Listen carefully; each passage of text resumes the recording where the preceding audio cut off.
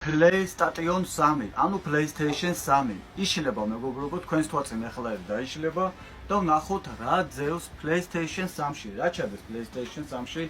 რა სიფუფუნეები. აქვე მანამტალახს გამოისვრით და თქვენ ეს გჩვევიათ, რა თქმა უნდა, რა თქმა უნდა, ყველას არა. ერთეულებს.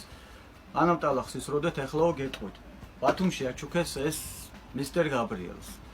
და მქონდა ხელოსანთან შევამოწმე და ისეთი დეტალია გაფუჭებული, რომელი დეტალის გამოწერაც, ნახე კიდეც რაც არის და ჩაყენებაც თვითღირებულებაზე, რამის თვითღირებულებას უტოლდება. ამიტომაც გადავწყვიტე, რომ დავშალო.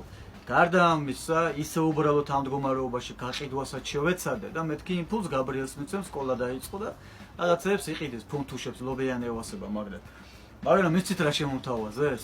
20 ლარი მეგობრებო და მოდი კარგად იყავით და მე მივხედავ, იქნება რაიმე სასარგებლო ამოიღო 20 ლარზე უფრო მეტი შიგნიდან.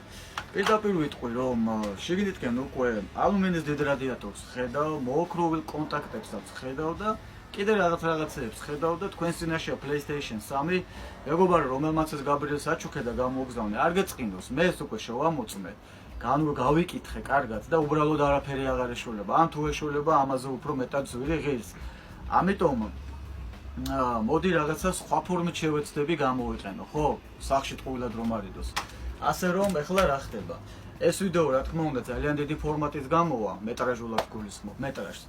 ამიტომ გადადით YouTube-ზე, BK Studio 350 და იქ ნახავთ ამის დაშლის სრულ ვიდეოს.